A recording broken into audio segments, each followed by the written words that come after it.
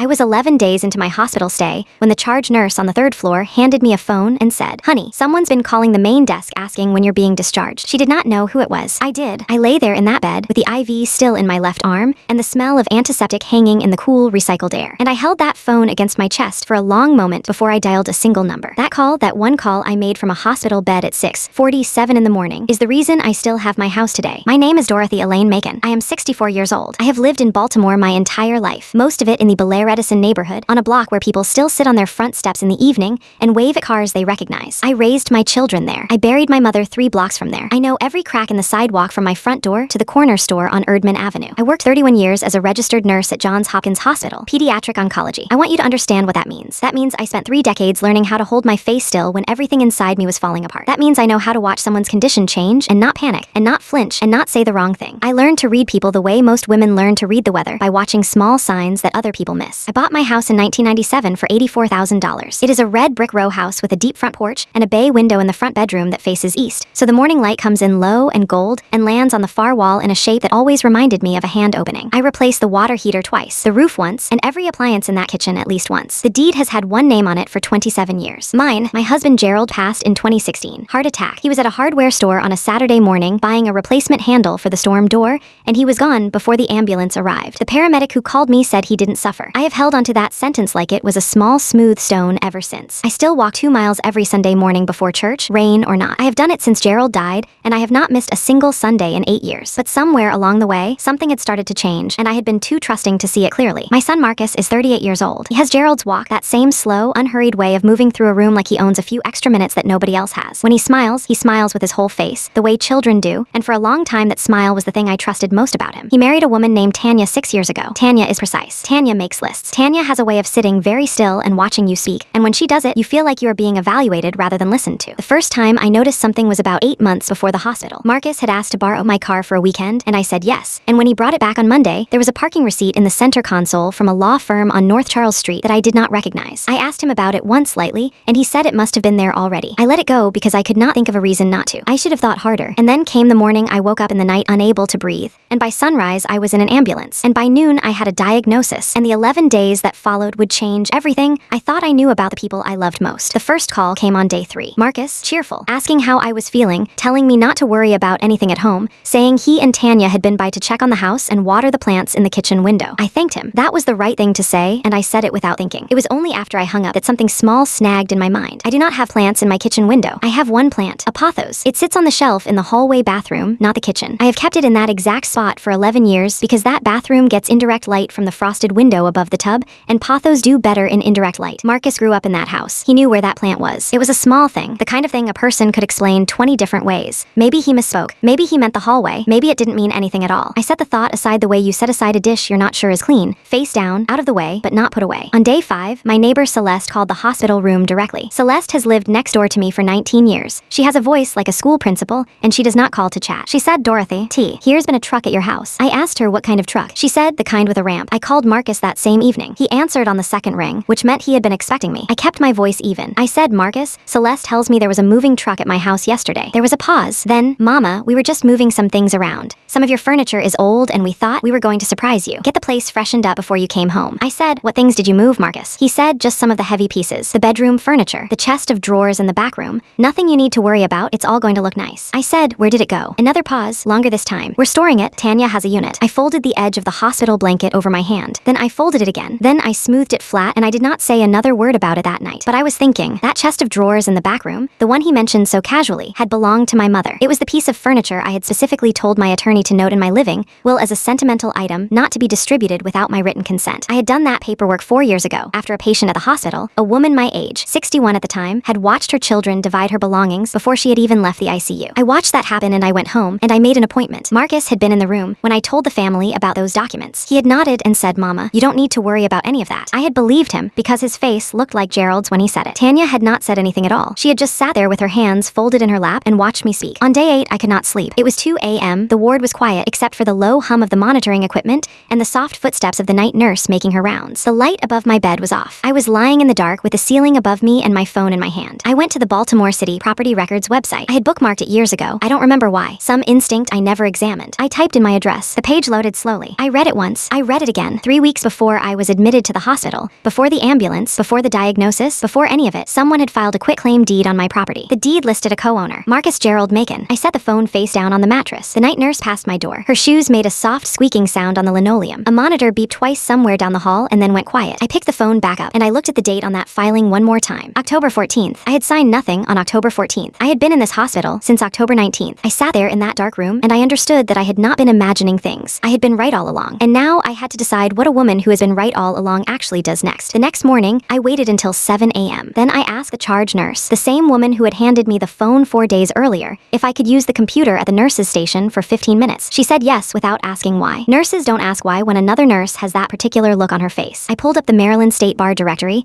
and I found an attorney named Renee Whitfield, whose office was on St. Paul Street, 12 minutes from my house. Her profile said she specialized in elder law and real estate fraud. I read every word of it. Then I called her. Her assistant answered. I said I needed an appointment as soon as possible, that I was currently hospitalized, and believed someone had filed a fraudulent deed transfer on my property without my knowledge or consent. The assistant put me on hold for 40 seconds. When she came back, she said Attorney Whitfield had an opening on the morning of my discharge date. I said I'll be there. I hung up and I sat for a moment with the cool edge of the nurse's station counter under my palms and the smell of the morning coffee someone had just brewed at the far end of the hall. I had spent 31 years in hospitals learning that the most dangerous thing a person can do is wait and hope the situation resolves itself. I was not going to wait. I was discharged on a Thursday morning. Marcus was supposed to pick me up at 10. He did not know that Renee Whitfield's office had sent a car. I walked out of Johns Hopkins at 9:15, 45 minutes early, with my discharge papers in a folder under my arm and my coat buttoned to the top. The air outside was cold and sharp, and it hit my face like something I had earned. I got into that car and I did not look back at the entrance. We pulled up to my house at 9:47. I stood on the sidewalk and I looked at my front porch for a long moment before I went up the steps. The bay window in the front bedroom, the one that faces east, the one with the morning light, was empty. Not the window, the room behind it. I could see straight through to the back wall. No dresser, no headboard, no nightstand with a brass lamp Gerald had bought at an estate sale in Towson in 2009. The room that I had slept in for 27 years looked like a room that had already been prepared for someone else. I put my key in the lock. I opened my front door. I walked through every room in that house in 4 minutes flat. The back bedroom, my mother's chest of drawers, gone. The living room, my grandmother's side table, gone. The hallway closet, my filing cabinet, the one with the original deed, the insurance documents, Gerald's death certificate, open. Empty. I stood in the middle of my kitchen and I called Renee Whitfield. She answered on the first ring. I said they cleared the house. She said, I know. I need you to take photographs of every empty space right now. Every single one. Do not touch anything. I'll explain when you get here. I was sitting in Renee Whitfield's office on St. Paul Street by 11 o'clock. She was a small woman, maybe 50, with reading glasses pushed up on her forehead and a desk covered in color-coded folders. She did not offer me coffee or ask how I was feeling. She pulled a manila folder from the top of a stack and she opened it and she turned it to face me. She said the quitclaim deed filed on October 14th was notarized by a woman named Sandra Pruitt. Ms. Pruitt is a notary public whose license was issued in 2019. She has notarized 11 documents in the past 18 months. 4 of them involve property transfers in Baltimore City. 3 of those 4 involve elderly homeowners. I looked at the papers in front of me. I looked at the notary signature on my deed. I had never met anyone named Sandra Pruitt in my life. I said, I never signed this document. Renee said, I know you didn't. The signature doesn't match your legal signature on file with the city from your original 1997 purchase. We had a handwriting analyst look at it this morning. She slid a second document across the desk. I picked it up. I said this morning, I only called you yesterday. She looked at me over her glasses and she said, Ms. Macon, when a woman calls me from a hospital bed to report a fraudulent deed transfer on the family home she has owned for 27 years, I do not wait. I set that paper down very carefully. 31 years as a nurse had taught me that the people who save lives are not always the loudest ones in the room. Sometimes they are the ones who move quietly and precisely and do not stop moving until the work is done. I had found one of those people. I said, tell me what we do next. What Renee told me next took the air out of the room. Sandra Pruitt, the notary whose name was on my forged deed, was Tanya's cousin. Tanya, my daughter-in-law, the woman who sat with her hands folded and watched me talk about my estate documents 4 years ago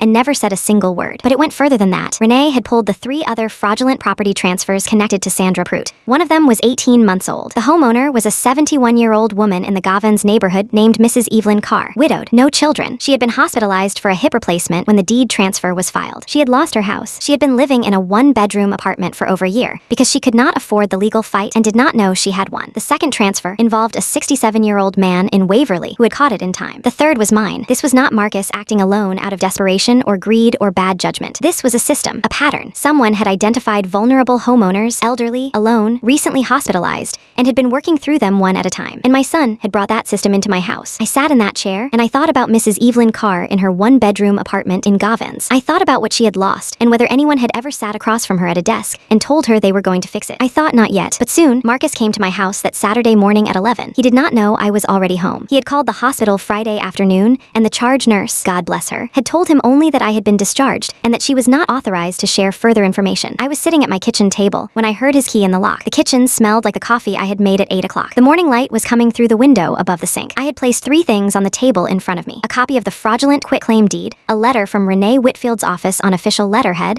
and the original deed to my house, the one from 1997, which Renee had obtained a certified copy of from the city records office. I heard him stop in the hallway. I heard him take in the empty spaces. Then he appeared in the kitchen doorway. He was wearing a gray jacket, and his face, when he saw me sitting there, went through 4 different expressions in about 2 seconds. He said, "Mama, you're home. We were going to come get you. I was going to call." I said, "Sit down, Marcus." He sat. I did not touch the documents yet. I said, "I need you to tell me one thing before we say anything else. I need you to tell me whose name you put on the deed to this house. Just that, nothing else first." He looked at the papers on the table. He looked at my face. He opened his mouth and closed it again. He said, "Mama, we were going to talk to you about all of this. This was never meant to. Tanya thought that if something happened to you it would be easier if." I said, "Marcus." He stopped. I said, "Sandra Prout is Tanya's cousin. I know what was filed and I know when. I know about the woman in Gavins. I know about all of it." The refrigerator hummed. A car passed on the street outside. Marcus put both hands flat on the table and he looked at them. I let the quiet sit there until it'd wait. Then I said, "I worked 31 years watching people fight for their lives in hospital beds. I came home from my own hospital bed to an empty house. And I need you to understand something clearly. This house has one name on the deed. It will have one name on the deed when I leave this earth. And that will happen on my terms, in my time, the way I decide. Not yours, not Tanya's, not anyone else's." I picked up the letter from Renee's office and I slid it across the table to him. I said, "Your attorney will be hearing from mine on Monday morning." I stood up. I picked up my coffee cup. I walked to the kitchen window and I looked out at the backyard at the bare November branches of the oak tree Gerald had planted the year we bought the house. Behind me, I heard Marcus push back his chair. I heard him walk to the front door. I heard it close. By 1 o'clock that afternoon, Renee Whitfield had filed an emergency motion to void the quitclaim deed with the Baltimore City Circuit Court. By 3 o'clock, I had called Celeste next door and asked her to come sit with me, and she came without asking a single question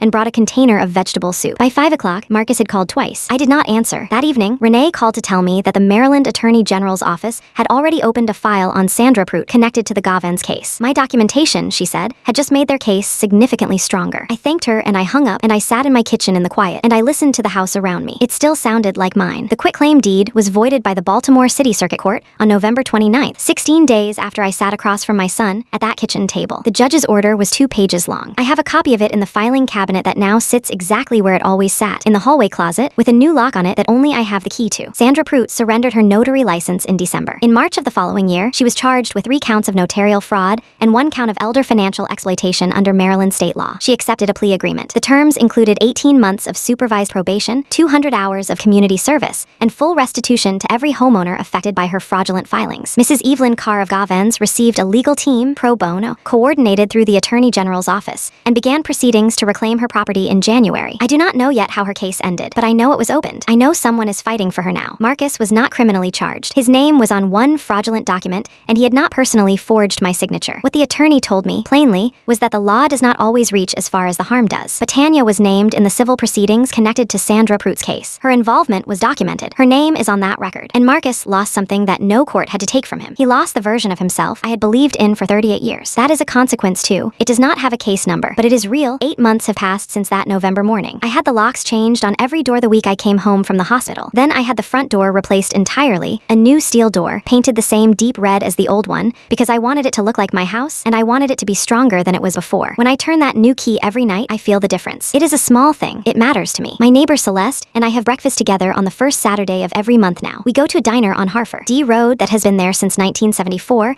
and we sit in the same booth by the window, and we order the same things every time, and we talk for 2 hours about everything and nothing. We did not have a ritual like that before. I did not know how much I needed one. And every morning now, before I do anything else, before the coffee is even finished brewing, I sit at my kitchen table with a yellow legal pad and I write down 3 things I am going to do that day. Just 3. They do not have to be large things. Sometimes one of them is simply walk to the end of the block and back. Sometimes it is call Renee and check on the Gavins case. Sometimes it is just sit on the porch for 20 minutes and do not bring your phone. I do not ask anyone's permission for any of them. I do not explain them to anyone. I just do them. In February, I was at my church, Empowerment Temple on Erdman Avenue, and after the second service, a woman came up to me in the fellowship hall. I did not know her well. Her name was Gwendolyn. She was maybe 69, 70. She had been sitting 3 pews behind me, and she had that look on her face that I recognized, the look of someone carrying something heavy and deciding whether or not to set it down. She said, "Someone told me what happened to you with your house." I said, "Yes." She said, "My daughter has been asking me to add her name to my deed. She says it's for my protection. She keeps bringing papers for me to sign, and I keep saying I need to read them first, and she keeps saying, Mama, it's fine. It's simple. You don't need a lawyer for this. I looked at her for a moment. I said, Gwendolyn, you do need a lawyer for this. You need one before you sign anything. You call Renee Whitfield on St. Paul Street,